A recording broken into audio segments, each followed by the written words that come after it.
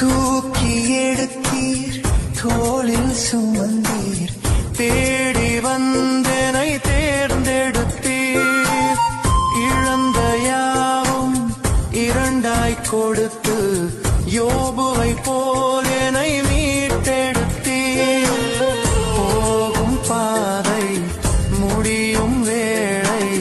வழியாயானீரே வழியில் தோன்றும் இருளை நீக்கும்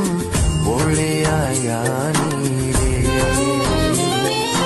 என்னை மறந்தேன் உம்மை நினைத்தேன் நெஞ்சார நன்றி சொன்னேன்